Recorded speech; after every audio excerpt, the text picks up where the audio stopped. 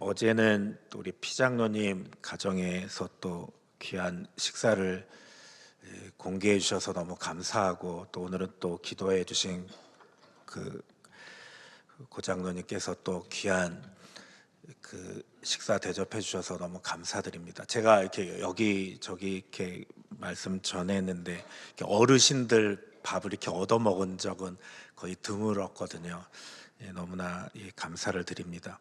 우리 옆에 있는 분들하고 한번 인사 나눴으면 좋겠습니다. 당신은 나의 기쁨입니다.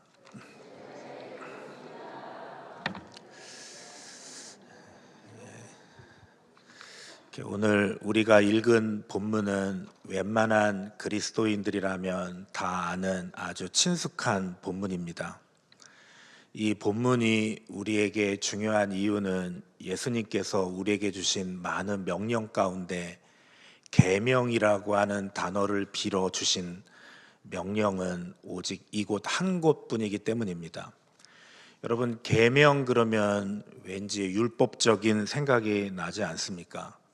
그럼에도 불구하고 예수님은 굳이 이 단어까지 쓰시면서 오늘 이 말씀을 우리에게 주셨습니다. 그래서 오늘 우리는 이 본문을 대계명, The Great Commandment라고 부릅니다. 이것이 예수님이 우리에게 주신 그토록 중요하고 위대한 계명이라면 우리가 마땅히 그 배경을 자세히 알아야 할 것입니다. 도대체 어떤 문맥 속에서 이 말씀을 주셨을까요? 우리가 아는 대로 때는 예수님이 십자가에 못 박혀 돌아가시기 전날 밤, 바로 최후의 만찬 장소였습니다. 유대인의 만찬 풍습을 살펴보면 먼저 보통 식사들은 그렇지 않지만 중요한 만찬의 식사는 반드시 먼저 발을 씻어야 됩니다. 여긴 사막의 나라고 모두가 샌들을 신고 다녔기 때문에 많이 걸어오면 발에 먼지가 수북히 쌓이죠. 그 발에 먼지를 씻고 난 다음에 중요한 만찬 석상에서 식사를 시작할 수 있었습니다. 보통 손님이 오면 누가 발을 씻기는가? 하인이 씻겼습니다. 그러나 예수님의 제자들과 함께하는 최후의 만찬 석상에는 불행하게도 하인이 없었습니다. 하인이 없으면 보통 어떻게 하느냐? 보통 낮은 자가 높은 자의 발을 씻어 주었습니다. 그러나 문제는 그날 거기에 모인 12명의 제자들 가운데 그 누구도 자기를 스스로 낮추어서 다른 사람의 발을 씻어 주려고 하는 자가 없었습니다. 본문을 자세히 읽어보면 음식도 준비되어 있었고 물항아리도 있었고 대야도 준비되어 있었고 수건도 준비되어 있었습니다. 그런데 문제는 뭐냐면 서로가 아무도 발을 씻겨 주려고 하지 않았습니다. 그 결과 만찬을 시작하지 못했습니다. 음식은 식어가는데 아무도 발을 씻어주지 않으니까 만찬을 시작하지 못하고 있는 것입니다. 그 분위기를 한번 상상해 보십시오. 아마 모르긴 몰라도 베드로가 눈에 힘을 주고 요한을 쏘아 보았는지도 모르겠습니다. 젊은 것이 빨리 일어나서 안 씻기고 뭐하나. 아마 요한은 또 그날따라 상당히 심기가 불편해서 앉아가지고 왜 맨날 나냐 버티고 있었는지도 모르겠습니다. 그러한 팽팽한 분위기가 지속되는 가운데 감사하게도 드디어 한 사람이 무리 중에서 일어나 물 항아리로 갑니다. 그런데 놀랍게도 그분은 누구셨습니까? 예수님이셨습니다. 예수님이 대야에 물을 떠서 제자들의 발을 한 사람 한 사람 씻깁니다. 여러분, 그날의 분위기가 얼마나 이상했겠습니까? 스승이신 예수님이 자신들의 발을 씻기다니요. 베드로가 참다 못해서 얘기합니다. 오늘 13장 8절 보시면 베드로가 이르되 내 발을 절대로 씻기지 못하리이다. 그러니까 예수님 안 됩니다. 이럴 수는 없습니다. 아마 그는 다른 제자들에 대해서 원망하는 말투로 말했을 것이 틀림없습니다. 드디어 예수님이 말씀하십니다. 8절 계속 보시면 예수께서 대답하시되 내가 너를 씻어주지 아니하면 네가 나와 상관이 없느니라. 그러자 9절에 시몬 베드로가 이르되 주여 내 발뿐만 아니라 손과 머리도 씻어 주옵소서. 역시 베드로답지요. 그렇다면 주님 목욕시켜 주세요. 발뿐만 아니라 다른 곳도 좀 씻겨 주세요. 10절에서 예수님께서 이미 목욕한 자는 발밖에 씻을 필요가 없느니라, 온몸이 깨끗하느니라 말씀하셨습니다. 자, 생각해 보십시오. 예수님이 발을 다 씻기고 난 이후에 이제 식사를 막 시작하는 그 순간에 예수님이 또 이렇게 말씀하셨습니다. 우리 21절 한번 다 같이 한번 읽겠습니다. 시작. 예수께서 이 말씀을 하시고 심령에게로 증언하여 이르시되 내가 진실로 진실로 너희에게 이르노니 너희 중 하나가 나를 팔리라 하시니. 그러니까 너희 가운데 한 사람이 나를 팔리라. 여러분, 이 말은 보통 말이 아니었습니다. 그래서 그렇게 나서기 좋아하던 베드로조차도 나서지 못하고 어떻게 했느냐. 우리 24절을 보면 머리짓으로 요한에게 물어보라 그랬습니다. 이게 머리짓이지만 이게 무슨 얘기냐면 턱으로 이렇게 한 거죠. 턱으로. 너가 좀 물어봐라 그 얘기죠. 그래서 25절에 요한이 주여 누구이니까 물으니까 26절에 예수께서 대답하시되 내가 떡 한 조각을 적셔다 주는 자가 그니라 하시고, 그리고 예수님이 떡을 찍어다가 가룟 유다에게 줍니다. 가룟 유다가 그 떡을 받아들고 떠나죠. 가룟 유다가 떠나자 예수님이 이제는 뭔 말씀을 하시냐면 자신이 떠날 거다 또 얘기하는 것입니다. 그런데 그 떠남은 보통 얘기가 아닙니다. 제자들이 따라올 수 없는 죽음을 얘기하는 것입니다. 내가 너희를 떠나는데 너희는 나를 따라오지 못할 것이다. 내가 가는 곳에 따라오지 못한다. 여러분, 그날의 분위기를 한번 좀 짐작해 보십시오. 제자들의 마음이 얼마나 불안했을까요? 우리들의 스승 예수님이 우리와 함께 하면서 복음 전도하기가 어려운데 이제 예수님이 우리를 떠나시다니, 이제 오늘로 우리 종교는 문을 닫아야 될 것인가? 이제 우리의 모임은 끝나는가? 제자들의 마음에 불안함이 엄습하게 오기 시작했습니다. 그날의 분위기는 보통 다른 날의 분위기와 달랐습니다. 너무나도 불안한 가운데 바로 그 문맥 가운데 예수님이 오늘 이 계명을 주신 것입니다. 여러분, 예수님은 마치 이렇게 말씀하는 것과 같습니다. 얘들아, 내가 너희들을 떠난다고 해서 불안해하지 말라. 염려하지 말라. 내가 너희를 떠나더라도 너희가 이 계명만 지킨다면 너희는 망하지 않을 거야. 아니, 오히려 내가 떠난다 할지라도 더 능력 있게 부응하여 이 세계를 점령하게 될 거야. 너희가 이 계명만 지킨다면. 그 계명이 무엇입니까? 너무나 간단하죠. 서로 뭐하라? 사랑하라. 서로 사랑하라. 이 계명을 주시면서 또 이렇게 말씀하십니다. 우리 36절을 보시면 새 계명을 너희에게 주노니. 아니, 왜 서로 사랑하라고 하는 계명이 새 계명이 되어야 됩니까? 구약 성경에도 보면은 얼마나 사랑하라고 하는 계명이 많이 나옵니까? 예를 들어서 레위기 19장 18절 다 같이 한번 읽겠습니다. 시작.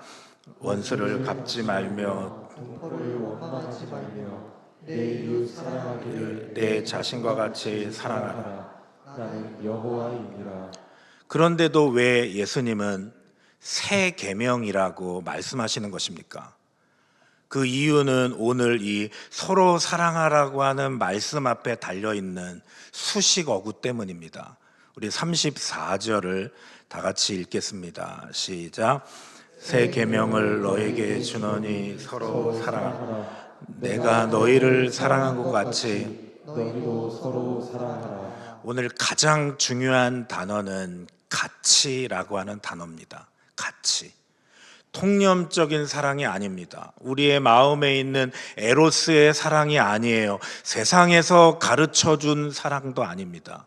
구약에서 주장되어 온 바리새인들이 가르쳤던 사랑이 아니라 예수님께서 이렇게 말씀하십니다. 내가 너희를 사랑한 그 방식으로 서로 사랑하라. 그래서 예수님께서 계명 앞에다가 세 자를 넣은 거죠. 내가 너희를 뭐한 것 같이? 사랑한 것 같이. 여러분, 바로 이 수식어구 때문에 예수님은 오늘 서로 사랑하라고 하는 이 계명을 주시면서 새 계명이라고 표현을 한 것입니다. 오늘 여기에 문제가 있습니다. 오늘 교회에 나오는 수많은 성도들이 이 계명을 읽으면서도 아무런 마음의 느낌을 갖지 못합니다. 왜요? 우리는 사랑을 알거든요. 사랑을 배웠거든요. 세상에서, 학교에서, 부부 애인 간에 서로 우리가 얼마나 사랑을 많이 논하나요? 여러분, 유행 가사 가운데 가장 많이 나오는 주제가 무엇입니까? 사랑 아닙니까? 그런데 여러분, 예수님은 그러한 사랑을 우리에게 계명으로 명령한 적이 없습니다.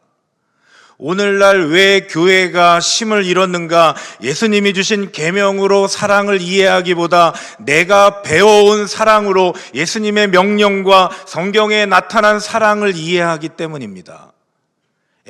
뭐 우리가 다 아는 사랑, 그 사랑을 누가 모르나?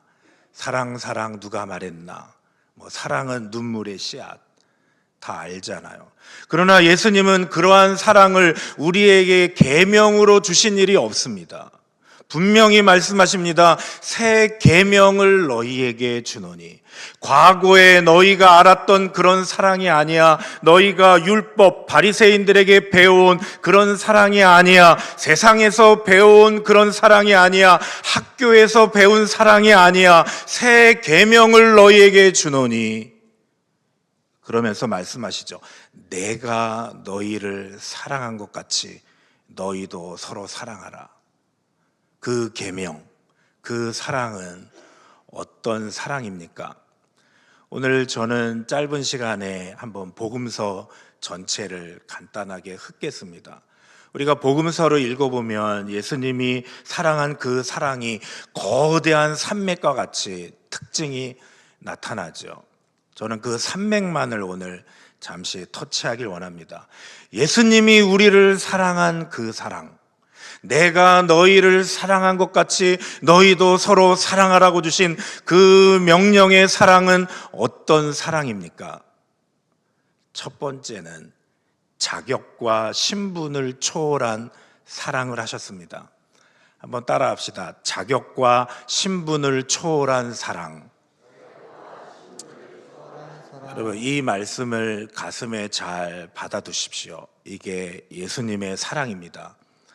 우리는 보통 어떻게 사람을 사랑합니까? 먼저 어느 곳에 가든지 그곳에서 내가 사랑해야 될 대상을 쇼핑합니다. 고릅니다. 표정은 그렇지 않죠. 그러나 우리는 내가 사랑해야 될 대상을 찾아다닙니다. 누가 나하고 어울릴 만한가? 고향은 어디인가? 학교는 어디를 나왔는가? 학벌은 어떤가? 재산 규모는 나와 비슷하게 맞는가?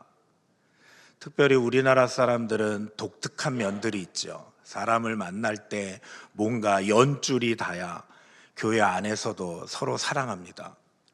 대구 이야기하는데 전라도 광주 그러면 이미 마음을 철커덩 닫아버리죠. 이미 끝난 겁니다. 하여튼 군대라도 비슷해야 됩니다. 남자들은 모이면 군대 얘기하잖아요. 여자들은 모이면 애 낳는 얘기하잖아요. 요즘은 딱 갈라집니다. 순산파와 제왕절개파.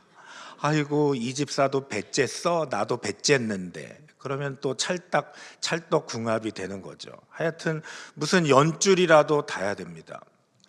여러분 생각해 보십시오. 이 좁은 땅에 경상도는 뭐고 충청도는 뭐고 전라도는 뭡니까? 여러분의 교회를 자세히 보세요. 우리가 얼마나 복음과 상관없이 신앙생활하고 있습니까? 이렇게 우리가 사랑해야 될 대상들을 고르는 동안 사랑할 대상을 쇼핑하는 동안 우리에게 선택되지 못한 자들은 어떻게 됩니까? 마음 깊이 상처를 받습니다. 내가 그 사람에게 나쁜 짓 한 적 없습니다. 상처받을 만한 짓 한 적 없어요. 그러나 단순히 내가 그 사람의 사랑의 리스트에 들어가지 않았다는 그 조건 한 가지로 그는 충분히 마음속에 상처를 받아요. 여러분, 복음서를 보십시오. 예수님은 어떤 사람들을 사랑하셨는가? 복음서를 보니까 예수님은 이런 사람들을 사랑하셨더라고요. 예수님은 장관을 사랑하셨고, 국회의원을 사랑하셨고, 학자를 사랑하셨고, 부자를 사랑하셨고, 정치인들을 사랑하셨습니다. 그러나 그분은 동시에 죄인들을 사랑하셨고, 가난한 자들을 사랑하셨고, 병든 자를 사랑하셨고, 심지어 창녀까지도 주님은 사랑하셨습니다. 한마디로 말하면 예수님의 사랑의 대상에는 제한이 없었습니다. 사랑하는 성도 여러분, 이 교회에 보낸 모든 사람들은 그 사람이 누구든지 간에 나와 고향이 다르고 나와 학벌이 맞지 않고 재산의 규모가 맞지 않고 모든 것이 맞지 않는다고 해도 이 교회에 보낸 모든 사람들은 하나님께서 당신의 사랑을 받을 자격이 충분하기 때문에 이 교회에 보내신 것을 믿으시기를 바랍니다. 하나님이 자격이 있다고 해서 보낸 그런 사람들을 여러분들이 배척하지 마세요. 이것이 바로 죄예요. 죄악이에요. 오늘 여러분이 정말 이 사랑의 계명을 중요하게 생각하고 여러분의 삶에 적용시키기를 원한다면 여러분의 마음을 바다같이 넓히시기를 주님의 이름으로 축복합니다. 적어도 세연교회에 보낸 모든 사람을 하나님, 내가 사랑하겠습니다. 이것이 여러분의 기도 제목이 되시기를 바랍니다. 이스라엘 목자들은 양을 칠 때 어떻게 했느냐? 항상 양 중간에다가 염소를 넣습니다. 요즘에는 그 역할을 주로 개들이 다 대체했지만 과거에는 염소를 집어넣습니다. 그러면 염소가 하는 일은 뭐냐면 밥 먹고 하는 일이 양의 배를 꽉 박는 것입니다. 양의 입장에서는 아유, 저놈의 염소만 없으면 살 것 같다. 풀을 먹고 따뜻한 햇볕에서 되새김질을 하면 뭔가 평화를 누리려고 하는데 염소가 와서 배를 받아버려요. 얼마나 그 염소가 믿겠습니까? 그런데도 목자는 그 사실을 알면서도 왜 염소를 그 양무리 사이에 넣을까요? 거기에는 이유가 있습니다. 양은 두려움이 많거든요. 어리석거든요. 또 털도 많습니다.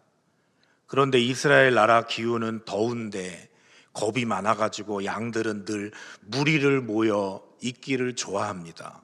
그 뜨거운 40도, 50도 되는 때에 털이 많은 양들이 모여 있다가 1시간 있다 헤어지면 중간에 몇 놈은 반드시 죽어 있는 것입니다. 이것을 아는 목자가 염소를 중간중간에 넣어서 양들을 흩어주는 것입니다. 그러니까 양의 입장에서 알고 보면 내 배를 받는 저놈은 나쁜 놈. 그러지만 사실은 알고 보면은 염소가 뭡니까? 양의 생명의 은인입니다. 여러분, 하나님이 여러분을 사랑하시기 때문에 그러므로 세연교회에는 염소가 있다 없다 있습니다. 여호와는 나의 목자시니 얼마나 그분이 현명한 목자신데 염소를 안 심어 놓았겠습니까? 천만에요. 염소 없는 교회 가면 여러분들은 다 죽어요.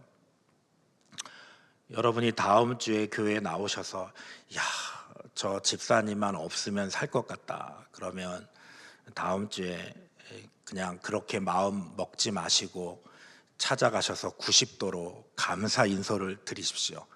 집사님 감사합니다. 알고 보니까 생명의 은인이셨군요. 말할 필요는 없습니다. 그냥 인사만 하십시오. 다음 주일에 혹 누가 나한테 와가지고 90도 인사를 하거들랑 여러분은 아셔야 됩니다. 아, 내가 그구나. 사실 지금 제가 섬기는 교회는 리더들이 제자 훈련을 잘 받아서 존중과 섬김 가운데 제가 담임 목회하면서 스트레스를 받은 적은 없습니다.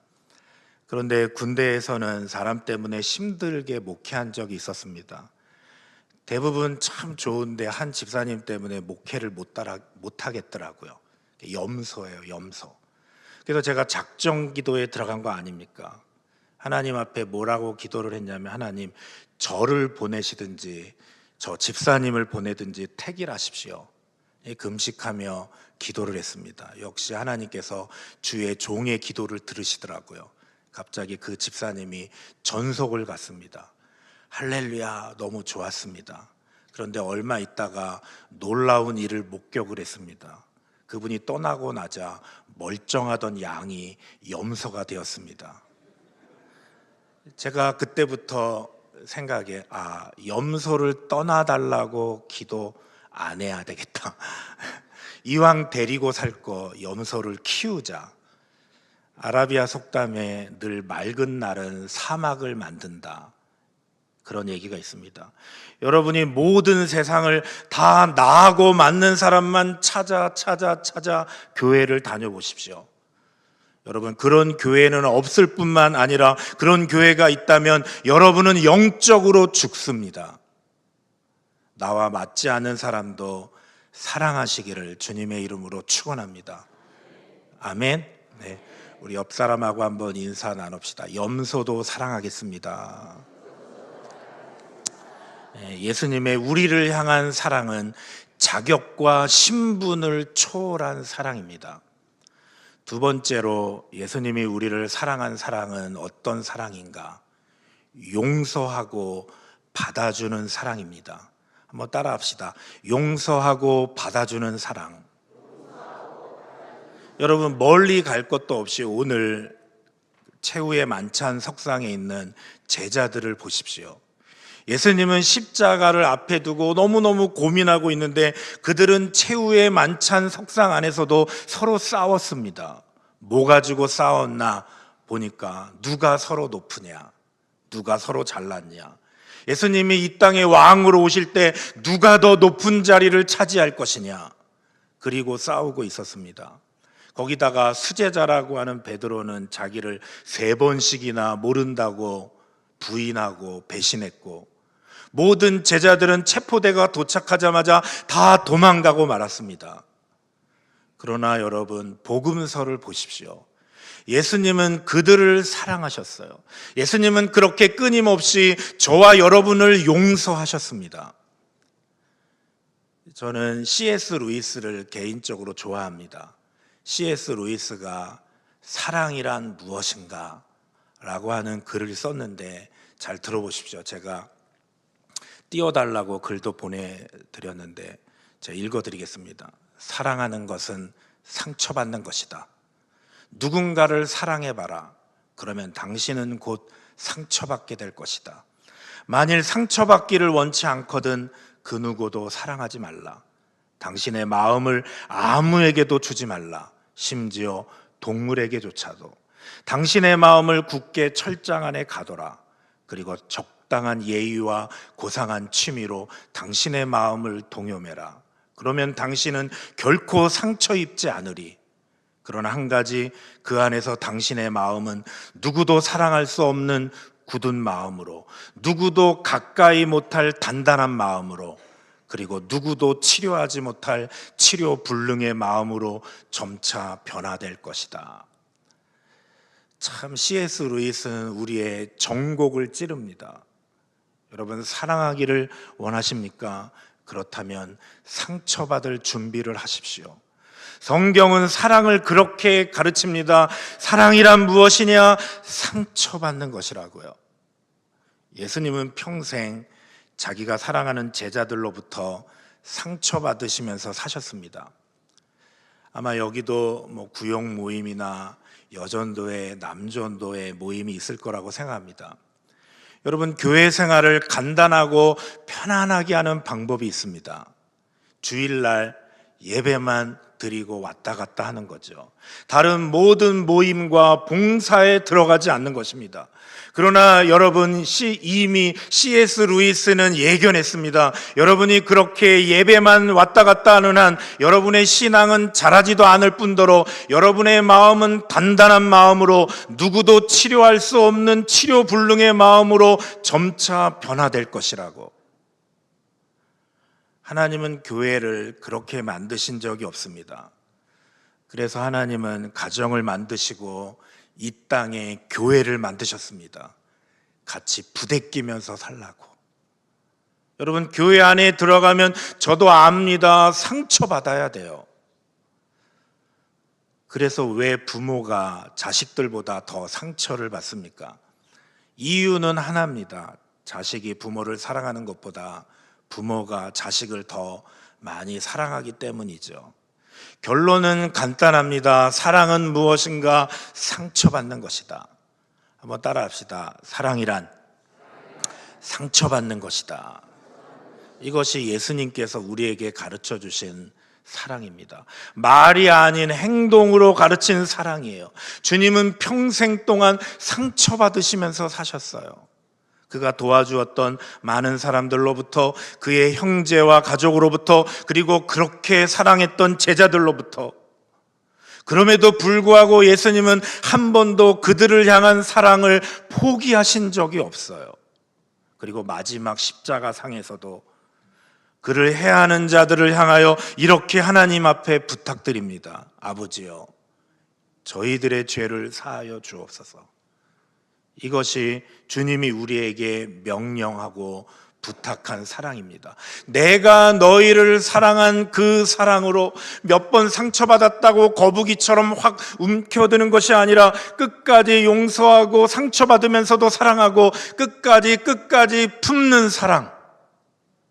너희가 이 사랑으로 서로 사랑하면 너희의 공동체는 부흥할 거야. 너희 가문은 일어설 거야. 너희의 교회는 이 세상의 등불이 될 거야. 너희는 제자라고 인정받을 거야.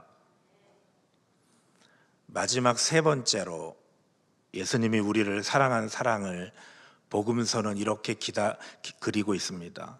한번 따라합시다. 끝까지 포기하지 않는 사랑. 끝까지 포기하지 않는 사랑. 만찬 석상에서 예수님이 떠나신다고 하자 베드로가 드디어 나섭니다. 우리 36절을 보시면 시몬 베드로가 이르되 주여 어디로 가시나이까? 예수님, 제가 어디를 가든지 따라가겠습니다. 그때 예수님 말씀하십니다. 네가 가는 곳에 내가 가는 곳에 네가 지금은 따라올 수 없다. 베드로가 얘기하죠. 37절에 보시면 베드로가 이르되 주여 내가 지금은 어찌하여 따라갈 수 없나이까? 주를 위하여 내 목숨을 버리겠나이다. 무슨 얘기죠? 다른 사람들은 다 배신해도 나는 당신을 부인하지 않겠습니다. 죽는 데라도 따라가겠습니다. 하여튼 이게 문제입니다. 이 기질 때문에 서로 상처받는 것이죠. 베드로는 그냥 아무런 거리낌도 없이 예수님에 대해서 충성 고백을 하는 거죠. 다른 사람들은 다 부인할지라도 나는. 그러나 옆에 있는 내성적인 사람들이 생각할 때는요, 너무나 기분이 나빠.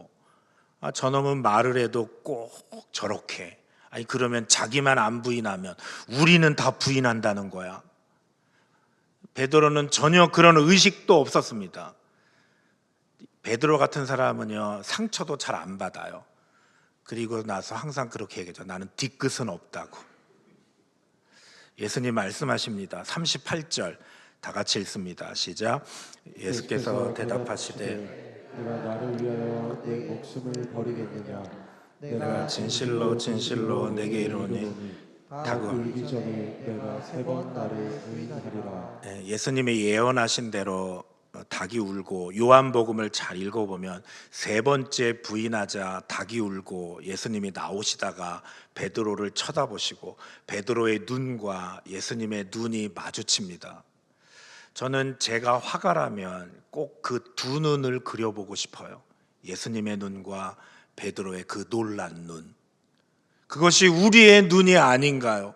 나도 그렇게 다짐했었는데, 나도 은혜 받고 그렇게 확언했었는데. 베드로는 나가서 통곡을 합니다. 그리고 자신의 옛날 고향 갈릴리로 고기를 잡으러 떠나가죠. 다른 몇 제자들도 그를 따라갔습니다. 그러나 여러분, 고기가 제대로 잡히겠습니까? 베드로는 이미 예수님이 부활한 사실을 그도 알았습니다. 보통 때 같았으면 예수님이 수제자인 자기에게 먼저 나타나셔야 되는데, 여자들이 예수님의 부활을 봤다, 다른 제자들도 예수님을 봤다 그러는데 자기에게는 나타나시지도 않습니다. 베드로는 충분히 그때쯤 아마 납득했을 거예요. 그래, 뭐 나 같은 게 예수님이 어떻게 나에게 나타나겠어. 아유, 내가 무슨 수제자라고. 그는 나가 고기를 잡고 있었습니다. 밤새 고기를 잡아도 못 잡았습니다. 새벽 다가오는데 저기 뭇에서 소리가 납니다.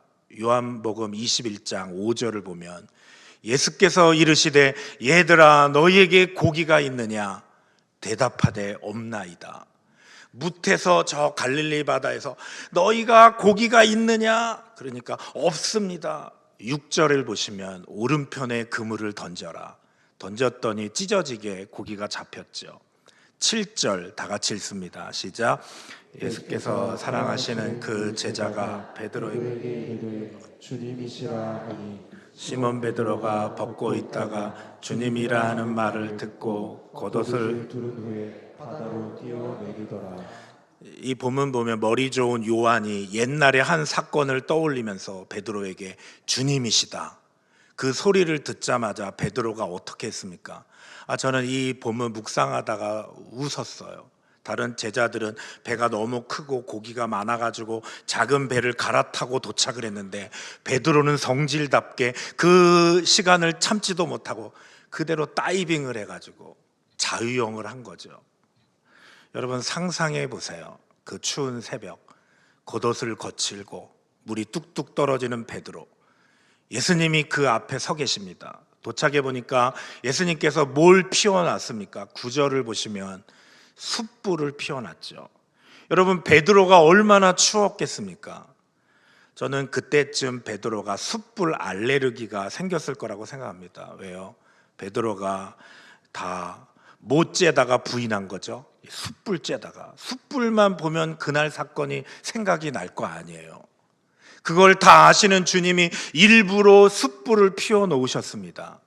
그때 베드로는 추웠습니다. 왜요? 차가운 새벽 바다를 수영해서 와서 젖은 옷을 입고 지금 있었거든요. 주님 다 아셨습니다. 주님이 일부러 숯불을 피워 놓으셨어요. 여러분 그래요. 주님은 그런 분이셔요. 주님은 베드로를 지금 훈련하고 있는 겁니다. 보니까 떡을 또 다 구워 놓으셨어요. 10절 보면 또 예수께서 이르시되 지금 잡은 생선을 좀 가져오라. 고기가 있느냐 갖고 와라. 그래서 떡하고 고기를 구우십니다. 여러분 유대인 식사는 길기로 유명합니다. 그 아침밥을 먹는 동안 주님은 한마디 말씀도 하지 않으십니다. 그 긴 식사를 마치시고 주님이 베드로를 향해서 말씀하시죠. 15절 보시면 요한의 아들 시몬아 네가 나를 사랑하느냐? 주님 아십니다. 내가 나를 사랑하느냐? 이 사람들보다 나를 더 사랑하느냐? 주님 아십니다. 3번 물으셨죠. 우리나라 성경은 똑같이 성경의 단어가 사랑이라고 하는 단어로 나오지만 헬라어 원어를 보면 단어가 다릅니다. 예수님 처음에 어떻게 물으셨는지 아십니까? 요한의 아들 시몬아 네가 아가페의 사랑으로 나를 사랑하느냐? 여러분 사랑의 종류가 여러 가지 있다는 거 아시죠? 아가페의 사랑, 또 친구 간의 사랑 필레오, 남녀 간의 사랑 에로스. 예수님이 아가페의 사랑으로 물었는데 베드로가 이렇게 대답합니다. 주님, 제가 필레오의 사랑으로 당신을 사랑합니다. 베드로 마치 이렇게 대답하는 것 같아요. 주님 아시잖아요. 제가 필레오의 사랑밖에는 당신을 사랑할 수 없습니다. 주님이 또 물으셔요. 네가 아가페의 사랑으로 나를 사랑하느냐? 주님, 제가 필레오의 사랑밖에 당신을 사랑할 수 없음을 주님 아십니다. 그때 마지막으로 예수님이 질문을 바꾸십니다. 그래, 네가 나를 필레오의 사랑으로 사랑하느냐? 그때 베드로가 예, 주님, 제가 필레오의 사랑밖에 당신을 사랑할 수 없습니다. 당신이 아십니다. 여러분, 과거의 베드로가 아닙니다. 과거의 베드로는 어땠습니까? 주님이 네가 필레오의 사랑으로 나를 사랑하냐? 그러면 베드로가 펄쩍 뛰면서 아니 주님, 무슨 섭섭한 말씀을 그렇게 하십니까? 제가 아가페의 사랑으로 사랑하죠.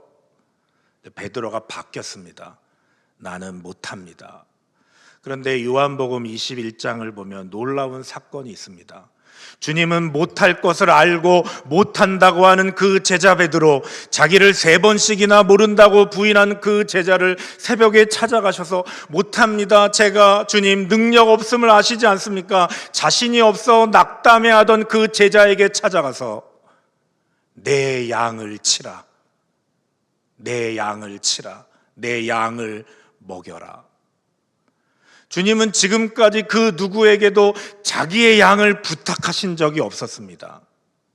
주님은 당신의 양을 성공한 자에게가 아니라 실패한 자에게, 자신 있어 하는 자에게 아니라, 주님 당신이 아시잖아요, 나에게는 그럴 능력이 없어요 고백하는, 못하겠다고 고백하는 제자에게 새벽에 찾아가셔서 주님은 자신의 양을 맡기셨습니다. 여러분, 이것이 주님의 사랑이에요. 아니, 이것이 바로 우리가 해야 할 사랑입니다. 제가 이야기 하나 하고 제 설교를 마치려고 합니다. 제가 좋아하는 미국의 존 오트보그라고 하는 목사님이 쓴 누더기 하나님이라고 하는 책에서 어렸을 때 자기 여동생 바비가 가지고 놀던 펜디라고 하는 이름의 봉제 인형 이야기를 합니다. 어느 날 여동생이 자기의 사랑하는 고모로부터 인형을 선물 받았는데 그 인형의 이름을 펜디라고 지었습니다. 그리고 그 인형을 굉장히 사랑하게 되었습니다. 펜디에 대한 그녀의 사랑은 누구보다 앞섰고 아주 열정적이었습니다. 그녀가 잠자리에 들 때도 펜디라고 하는 인형은 반드시 곁에 누워 있었고 밥 먹을 때는 항상 옆자리에 앉아 있었습니다. 목욕할 때는 물론이고 심지어 여행 갈 때도 언제나 그녀는 그 인형을 데리고 다녔습니다. 시간이 지나 펜디라고 하는 인형은 낡아지기 시작했습니다. 솜이 터져 나오고 팔이 부러져서 덜렁거리고 마침내 누더기 같은 모습이 되었습니다. 그러나 그녀는 여전히 그 펜디를 사랑했습니다. 그 소녀는 이 인형이 한참 아름다웠을 때뿐만 아니라 누더기가 되었을 때도 열렬히 사랑했습니다. 다른 인형들은 다 왔다 갔지만 펜디는 그 소녀에게는 가족이었습니다. 언젠가 가족들이 카나다 여행을 갔다가 그만 깜빡하고 그 소녀가 잠든 틈에 아빠가 아이를 실었는데 펜디라고 하는 인형을 두고 왔습니다. 이미 수백 킬로미터 달려서 미국으로 돌아왔지만 말할 것도 없이 그녀의 가족은 차를 돌려야 했습니다. 왜요? 펜디가 너무나도 그녀에게는 소중한 것을 알았기 때문에. 호텔에 도착을 했는데 펜디는 어디에도 없었습니다. 방에도 없었고 호텔 리어에게 물어봐도 아무도 없었습니다. 드디어 급기야 온 가족이 쓰레기통을 뒤졌을 때 바로 그것에서 다 떨어진 인형을 발견할 수 있었습니다. 시간은 흘렀고 그녀는 자라 시집을 갔습니다. 그러나 그녀의 어머니는 그 인형을 버릴 수가 없었습니다. 아니, 그 인형을 오히려 곱게 싸서 다락방에 보관해 두었습니다. 20년이 넘도록 말이죠. 집안에는 온갖 장난감이 많았어요. 다른 형제들이 다 갖고 놀던 장난감 많이 있었지만 다른 장난감들은 아무것도 없었습니다. 그러나 유독 다 떨어진 누더기 인형 펜디만은 그 집의 다락방에 곱게 보관되어 있었습니다. 사랑하는 성도 여러분, 무엇이 펜디 인형을 그렇게 가치 있게 만들었을까요? 무엇이 그 누더기 다 떨어진 펜디 인형을 그렇게 가치 있게 만들었을까요? 펜디 인형에게 가치가 있기 때문입니까? 천만에요. 인형에는 가치가 없었습니다. 그것은 한마디로 누더기 인형입니다. 펜디 인형을 그렇게 가치 있게 만든 것은 누더기 펜디 인형을 향한 소녀의 사랑인 줄 믿습니다. 여러분, 성경은 무엇을 얘기하나요? 우리 모두는 다 하나님 앞에서 누더기 인형 같았다고 말합니다. 그러나 하나님이 이해 못하게 우리를 사랑하셨어요. 나 같은 누더기 인형 위에서 죽었어요. 나는 원래 세상의 종노릇하고 사탄의 종노릇하고 너무나 더러워서 내 마음에 깨끗함이 하나도 없는 누더기 인형과 같은 우리를 하나님은 이해하지 못하게 사랑하셨어요. 우리가 아직 죄인 되었을 때 그리스도께서 우리를 위하여 죽으심으로 하나님께서 우리에게 대한 자기의 사랑을 확증하셨느니라. 우리가 아직 죄인 되었을 때, 내가 죄 가운데 살면서 그 길이 멸망의 길인지도 모르고 그 멸망길로 달려가고 있을 때 하나님은 도저히 알 수 없는 사랑으로 저와 여러분을 사랑하셨습니다. 여러분, 우리는 다 누더기입니다. 우리 안에는 아무 가치도 없습니다. 여러분이 다른 사람보다 조금 더 지식이 있다고 해서 하나님 앞에 더 사랑받을 가치가 있다고 생각하십니까? 내가 조금 더 착한 일을 살았기에 저 창녀보다 내가 조금 더 낫다고 생각하시나요?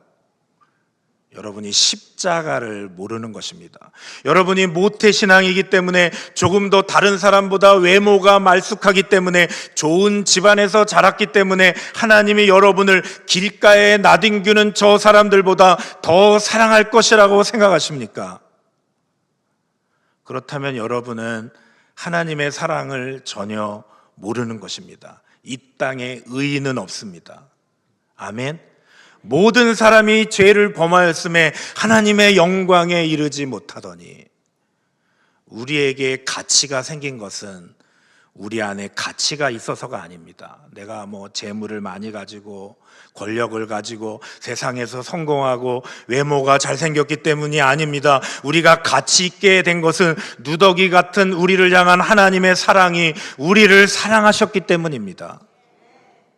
이렇게 누더기 같은 우리를 사랑하신 그 주님이 이 세상을 떠나시면서 우리에게 한 가지 계명을 주셨습니다.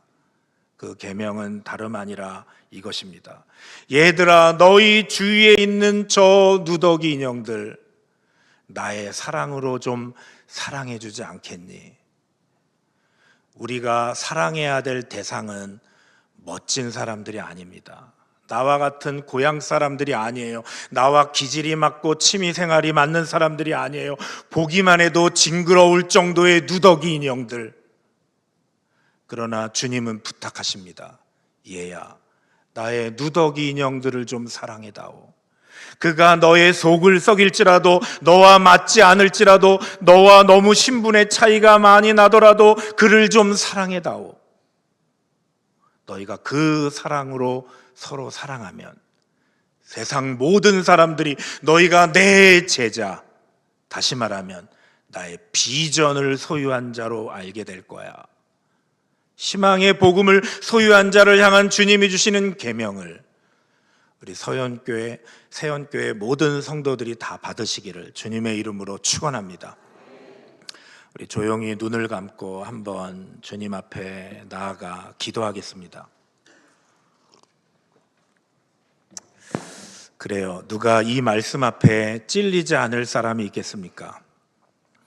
혹시 이 땅을 살면서 여러분의 가정 안에, 형제, 친척들 안에, 교우들 안에 오늘 이 말씀을 듣는 동안 혹 떠오르는 얼굴들이 있었습니까? 오늘 그 문제를 해결하고 돌아가시길 바랍니다. 여러분의 이성은 아니라고 소리칠지라도, 여러분의 감정은 내가 그렇게 할 수 없다고 그렇게 소리칠지 모릅니다. 그러나 오늘 여러분의 의지로 그 사람을 주님 앞에 올려드리십시오. 조용히 마음속으로 여러분의 손을 내밀어서 그 사람의 손을 한번 잡으십시오. 잡기 싫은 그 손, 말씀에 순종하여 잡으십시오. 그가 당신의 배우자일지도 모르겠습니다. 그가 당신에게 상처를 준 부모일지도 모르겠습니다. 자녀일지도 모르겠습니다. 형제일지도 모르겠습니다. 성도들일지도 모릅니다. 예, 그렇습니다. 그는 누더기 인형입니다. 그러나 기억하십시오. 하나님이 사랑하는 누더기 인형입니다. 하나님이 사랑한 그를 여러분이 사랑할 수 없다고 고집하지 마십시오. 여러분과 그와 사이에 어떤 이권 관계가 있는지 모르겠습니다. 그것을 해결할 필요가 없습니다. 오늘 먼저 하나님 앞에 그를 받아들이겠다고 결단하시길 바랍니다. 하나님, 내게 사랑을 부어주세요. 그를 사랑하지 못함이 그와 담을 쌓고 있음이, 이 교회 가운데 누구라도 그와 먼 거리를 유지하고 있음이 그의 잘못이 아니고 나의 잘못임을 하나님 앞에 알려드리십시오. 하나님은 누더기 같은 나를 사랑하여 갈보리 십자가 위에서 그 고난을 당하셨습니다. 말할 수 없는 채찍으로 맞으시고 수많은 사람들에게 얼굴에 침뱉음을 당하시고 가시면류관을 쓰시고 옆구리에 창을 찔리시고 테텔레스타이 마지막으로 돌아가셨습니다. 그 큰 사랑을 받은 우리를 그렇게 사랑하신 주님이 오늘 저와 여러분에게 명령하십니다. 얘야, 나의 누더기 인형들을 사랑해다오. 내가 너희를 사랑한 것 같이 그렇게 사랑해다오. 하나님, 나에게 사랑을 허락해 주세요. 내 마음을 넓혀 주세요. 아버지 하나님, 내가 이 땅에 사는 동안 모든 사람들 어떤 사람과도 장벽 쌓고 살지 않기 원합니다. 아버지 하나님, 도와주세요. 오늘 제가 용기를 내어 내 마음에 남아있던 그 사람을 향하여 손을 내밉니다. 아버지, 그의 손을 잡습니다. 아니, 지금 잡습니다. 성령님, 내게 능력을 더해주시고 우리 사이에 막힌 담을 헐어주시고 아버지 하나님, 나에게 사랑의 마음을 허락해 주옵소서. 제가 당신의 제자가 되길 원합니다. 아버지, 나를 좀 도와주십시오. 우리 한번 하나님 앞에 나아가 기도하시겠습니다. 그 사람의 손을 붙들고 기도합니다. 기도하십시오. 하나님 앞에 나가 부르십시오. 부르짖으십시오. 오 아버지 하나님, 사랑을 달라고 주여 한번 부르고 우리 다 같이 기도합니다. 주여. 아버지 하나님, 오늘 이 말씀을 붙들고 기도합니다. 하나님 아버지, 오늘 이 시간 사랑과 용서를 구하며 주님 앞에 나아갑니다. 주님, 내 마음 깊은 곳에 남아있는 상처와 미움, 용서하지 못한 감정들이 있습니다. 주님, 그 사람의 얼굴이 떠오를 때마다 아버지, 여전히 마음이 무너지고 아픔이 밀려옵니다. 그러나 주님, 이 시간 제 감정보다도 말씀에 순종하기를 원합니다. 내 의지로 그 사람의 손을 잡습니다. 주님, 내 안에 사랑을 부어주시옵소서. 하나님, 내가 사랑하지 못했던 그 사람도 주께서 사랑하신 귀한 영혼임을 고백합니다. 십자가의 사랑으로 나를 품으신 주님처럼 저 또한 그를 품게 하여 주시고 내 마음에 담을 허물고 미움 대신에 자비를, 분노 대신에 주님의 평안을 주여 허락하여 주시옵소서. 주님, 그 사람을 용서하겠습니다. 내 힘으로 할 수 없사오나 성령께서 도와주시면 가능합니다. 주님, 내가 용서함으로 자유케 하시고 그를 축복함으로 내 마음이 치유케 하여 주시옵소서. 십자가 위에서 저들을 사하여 주옵소서 하신 주님의 음성이 오늘 내 안에 들리게 하여 주옵소서. 주님, 사랑하지 못했던 나의 완악한 마음들을 녹여주시고 주님이 주시는 사랑으로 다시 일어서게 하여 주옵소서. 이제는 더 이상 미움 속에 머물지 않게 하시고 사랑으로 승리하게 하여 주십시오.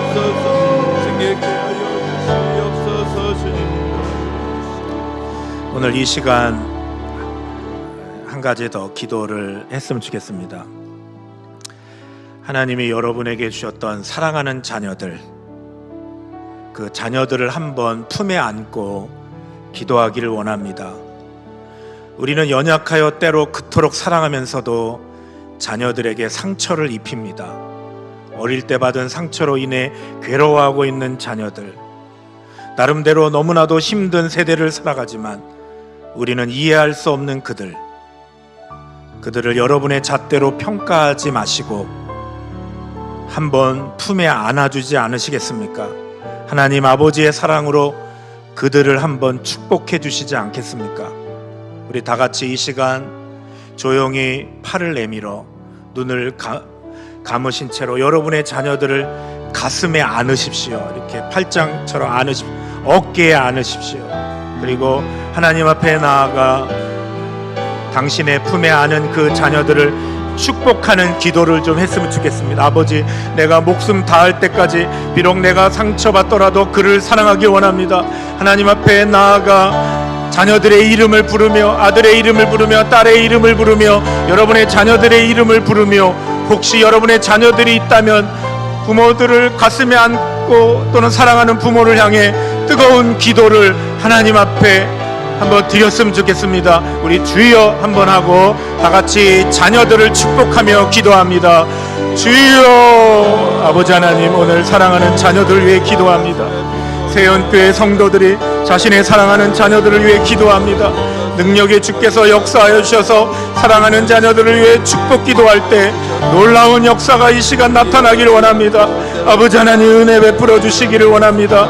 아버지 하나님, 도와주셔서 저들의 기도에 능력이 있게 하여 주시옵시고, 주님, 우리 품 안에 있는 이 자녀들을 주님의 사랑으로 덮어 주시옵소서. 그 마음 안에 남아있는 두려움과 상처, 외로움들을 주님의 손으로 어루만져 주시고, 세상의 험한 길을 걸어갈 때마다 주님의 지혜와 평안으로 인도하여 주옵소서. 비록 부모의 사랑이 부족하고 서툴었을지라도 주님의 완전한 사랑으로 우리 자녀들의 마음을 채워주시고 주님 안에서 온전한 사람들로 자라게 하여 주시옵소서. 하나님, 세상은 점점 혼탁하고 어두워가지만 우리 자녀가 믿음 안에서 빛과 소금의 사람으로 살아가게 하시고, 사람의 기준이 아니라 하나님의 말씀을 따라 살아가게 하시고, 어디를 가든지 하나님의 은혜의 손길이 그들을 붙들어 주시고, 실패 속에서도 소망 잃지 않게 하시고, 인생길에 언제나 주님 의지하게 하여 주옵소서. 주님, 우리 자녀들을 통해 하나님의 사랑을 더 깊이 배우게 하시고, 자녀를 향한 주님의 마음을 조금이나마 담게 하여 주시옵소서. 오늘 이 시간 내 품에 안은 이 자녀를 예수님의 품에 올려드립니다. 주님이 지키시고 주님이 인도하시고 주님이 우리 자녀들을 축복해 주옵소서. 예수님의 이름으로 기도합니다. 아멘. 우리 기도하는 마음으로 사랑은 언제나 오래 참고 사랑은 언제나 온유하며 우리 찬양합니다.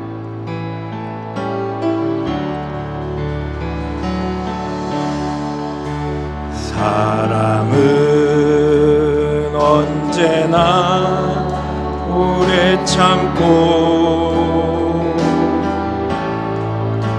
사랑은 언제나 온유하며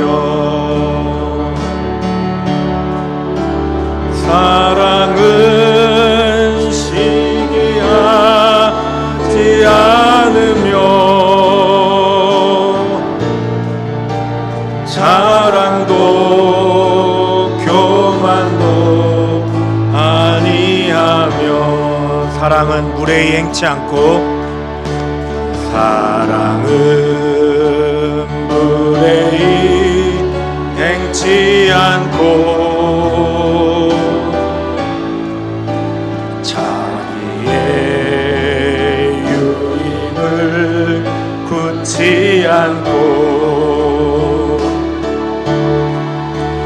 사랑은 성내지 아니하며 자유와 함께 기뻐하네. 사랑은 모든 것 감싸주고 사랑은 모든 것 감싸주고 바라고 믿고 참아내며 사랑은 영원토록 변함없네. 믿음과 소망과 사랑은 이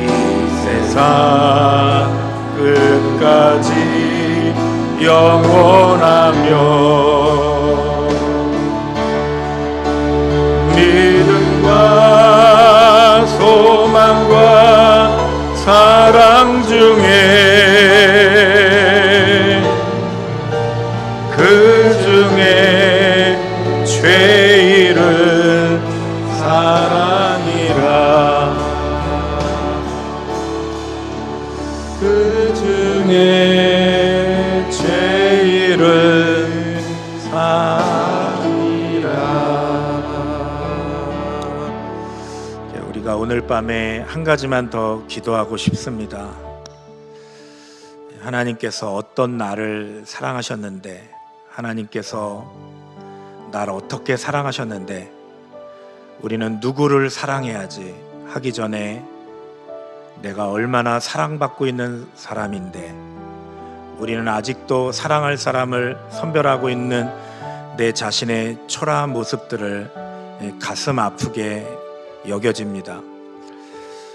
오늘 우리가 예배가 끝나는 시간 없이 이제 자유롭게 충분히 기도하고 가실 텐데, 이 시간 먼저 내가 치유해야 할 그런 것이 있다면 하나님 앞에 기도했으면 좋겠습니다. 내가 사랑하지 못하는 것은 나에게 상처가 있기 때문이고, 보이지 않는 쓴뿌리와 앙금, 그리고 가슴 깊은 아직도 표출되지 않고 있는 분노의 감정이 잔존하고 있기 때문에 사랑할 줄 알면서도 사랑을 하지 못하고 있습니다.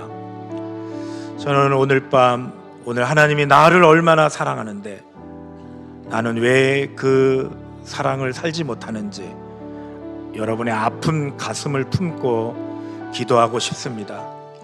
우리 기도하기 전에 은은히 조용히 예수 사랑하심을, 거룩하신 말일세 한번 찬양했으면 좋겠습니다. 예수 사랑하심은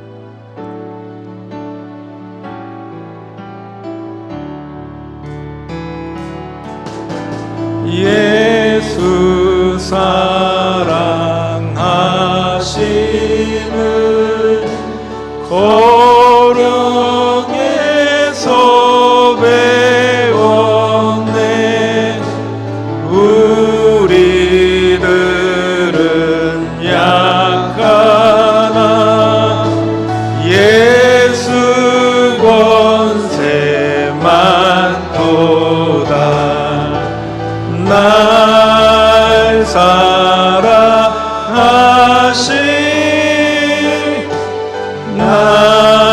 우리 가슴에 손을 얹고 날 사랑하심, 날 사랑하심, 날 사랑하심 성경에서 나를 사랑하시고 나의 죄를 다셔서 나를 사랑하시고 나의 죄를 다시서 하늘 문을 여시고 들어가게 하시네. 날 사랑하심,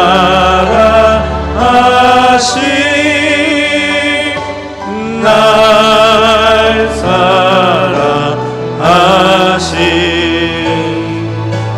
날 사랑하심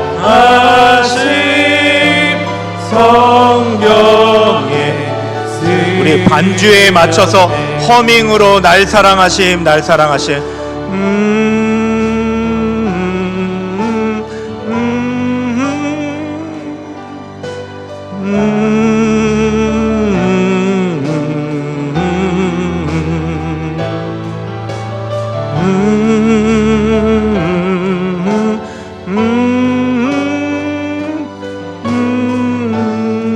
다시 한번 허밍으로 날 사랑하심, 날 사랑하심.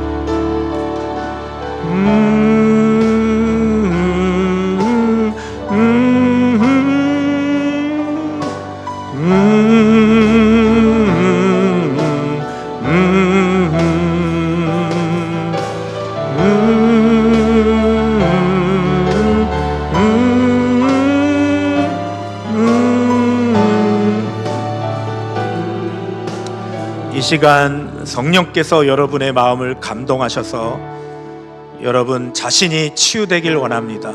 하나님, 나를 치료해 주옵소서. 나의 쓴뿌리를 치료해 주옵소서. 나의 상한 마음을 치료해 주옵소서. 그래서 예수님처럼 사랑하며 살아가는 인생들 되게 하여 주옵소서.